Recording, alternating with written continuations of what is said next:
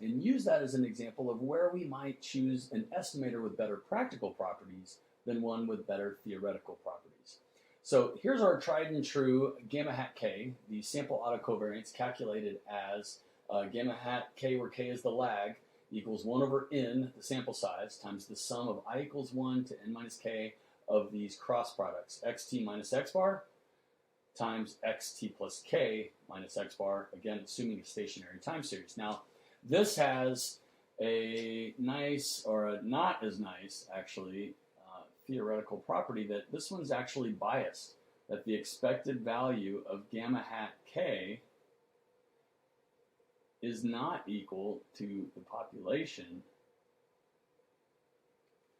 gamma, the population autocovariance. So that's not a great theoretical property, but it does have some nice practical properties we'll see here in a second. So what's another one? Well, another one that actually is unbiased is what we'll call gamma tilde. Gamma tilde sub k is equal to 1 over simply n minus k times the sum of I equals 1 to n minus k times xt minus x bar, xt plus k minus x bar, and this is unbiased. Tilde k, the expected value of that is equal to gamma k. Awesome. So, great. I'd like to use unbiased estimators when possible. However, let's check out some situations where this may not be advantageous. So, we'll look at 2 here. First one, let's say that we go, I'm not going to put every mark down here, but let's say we go from 1 all the way out to observation 100. Cool. So we've got n is equal to 100 here. We'll call this xt, and this is time. Just for reference here, we'll say that's like 50, and there's 100 observations in there. Okay, and so let's say that we take our realization and we let our realization go. We let the process go. It generates 100 time points, values at 100 time points. And let's say that it starts up here at 6, and this is 0, and this is negative 6. Yeah, just to make our example here easy. So I'm going to start here at 1. We'll start at 6. And then let's say it just wanders around, goes up and goes down, wanders, goes down again, and then comes back up and ends right there. It ends right there. So then we connect it up. Okay, so let's say that it ended at 5. Okay, so that thing ended at 5 and it started at 6. Okay, so now if it's stationary, I'm assuming that every time point, each x1, x2, x3, all those random variables have distributions with the same mean and same standard deviation, same variance. However, we want to talk about the same mean. So if that's the mean, let's just say that the sample mean of all of these turned out to be, there's some high ones, there's some low ones. Let's say that it turned out to be 0, just to make my math easy, but it's possible. So let's say that that's what it was. That was x bar. Okay, fantastic. So we know this is wandering. If I looked at lag 1, right, almost every observation that's observation of the one before it, they're either above the mean, they're both above the mean, or they're both below the mean. Or they're both above the mean, or they're both below the mean. Occasionally you'll get ones that split, but they're so close to the mean, those values are so 0. They'll be negative in the cross product, but almost 0 anyway, like negative 0.0001 or something. In here, most all the time those products are positive, either negative times negative or positive times positive.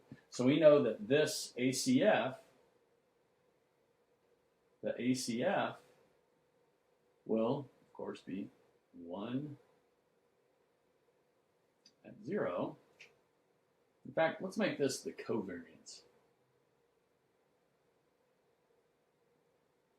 We're going to talk about covariance here. Let's just say that's covariance. I'm not going to put any values up here. In fact, let's do this. If I was talking about correlation, I'd make this go from -1 to 1. But we're talking about covariance. So I'm just going to keep it on the scale. I'm not going to label the scale. It's not important what the numbers are right now, just if they're positive or negative and kind of their magnitude. So I'm going to say that's covariance. And so that is the covariance, autocovariance. Autocovariance. And this is the lag. So the lag here will go from 0 all the way out to, we could go out, but we're only going to be able to calculate out to 99, right? Because if we have the observation 100 and we have observation 1, those are 99 apart. I can't calculate any bigger lags than that. So I've got 0 to 99. Now, the true, we'll say the true ACF, or that's will be some really big number, and then it will slowly damp until finally it'll be basically 0. Just saying that there's not much information about today from a time point 99 units ago. And that makes sense. The further we get on in time, the less the past affects the future. And that's certainly evident in this one. But this one just happened to wander and had to end somewhere, and it ended at a 5 and it started at 6. So if we calculate these things, we know we'd like to have an estimator that intuitively gives us something close to 0. But we note that, in fact, let's try it. So we do gamma hat of 99. Let's say we want to look at lag 99. I think it should be 0. It should be close to 0. Very close to 0. So in that case, it's not too hard to calculate, right? So I don't have much room here, but I don't think I need much room. So I'll just say that equals 1 over n, which is 100. And there's only one cross product, and that's why this is n minus k. So this is 1, I equals 1, and how many of those can I get? If k is 99, then that's just 1 to 1. And there's only one that we can have here, because that's going to be x1, and that's going to be x100, 1 plus 99. There's only one pair that's that far apart. So this will be, and the way I've made my example here, this will be 6 minus 0.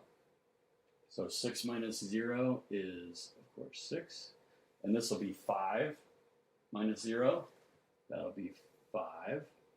And that will give us a grand total of 30 divided by 100. So that'll give us a grand total of 0.3. 0.3. Don't have much to compare it to right now, but 0.3 might relatively be close to 0. It's not 0, but let's see what the calculation of gamma tilde would be. So gamma tilde 99 will be equal to 1 over n minus k, where that is k is 99 and n is 100. So that's 1 over 1. And this is all the same. So this would be 6 times 5. So that estimate is based on one pair of observations, and those could be anywhere.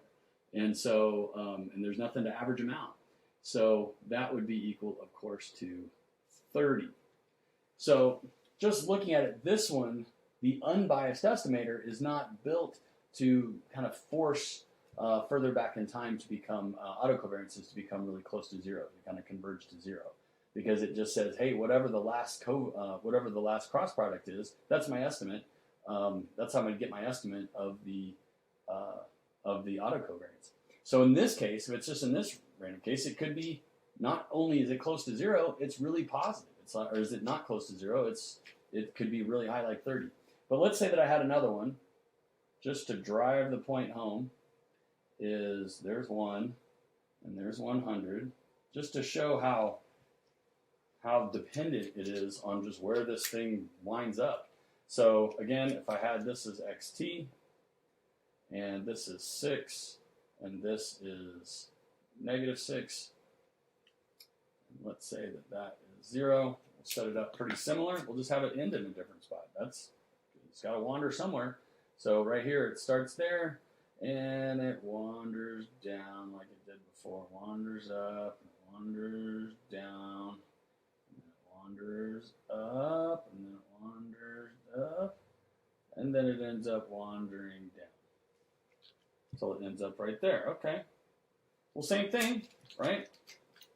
Could just draw a line there, but why not? Let's just remake this, right?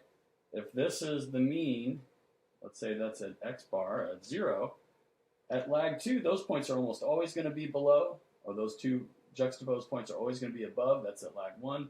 At lag 2, almost every pair of 2 are above or below the mean together. They move together.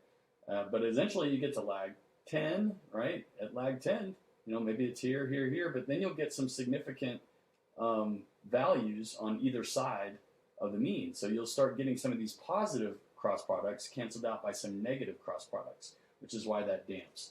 So this will be, again, at 0. We will let that go up. But as you get farther and farther away, the true autocovariances damp to 0. And by the time you hit lag 99 units ago, observations 99 time points apart, they're pretty much uncorrelated. And that's intuitive. That's what the true autocorrelation would look like for a lot of models that have this type of structure. So, so let's calculate it. So let's check out what this one is. Now this one, say this ends up, this looks a little bit like maybe -4. That one's in. So instead of landing above the mean, it just 50-50 at this point, landed below the mean. So this one here would be gamma hat 99 equals 1 over 100 times started at 6, but ended at, again, right, 99 units apart. So that's I equals 1, or up here, I equals 1 to 1. That's x1 minus 0 and x100 minus 0. x100 in this case is -4, so that is a -4, and that equaled -0.24. Okay, great. Seems kind of reasonable. And then let's compare it to gamma tilde 99, which equals 1 over n minus k, which is 100 minus 99, 1 over 1. So whatever we see here is what that estimate is going to be. So that's 6 times -4. Okay, of course, that is -24. And boy, does that have a lot of variance. It could easily be very positive. It could easily be very negative. It's just as likely to be kind of close to 0. But this one, gamma hat, forces it to have that practical behavior, have that behavior that we expect, that intuitive behavior, because it's dividing by a really big number the farther out, the more observations we have. So it kind of forces that covariance to something we know it should be for a stationary time series, which would be close to 0. So great job. Hope you had a lot of fun. I did. I'll see you in the next one.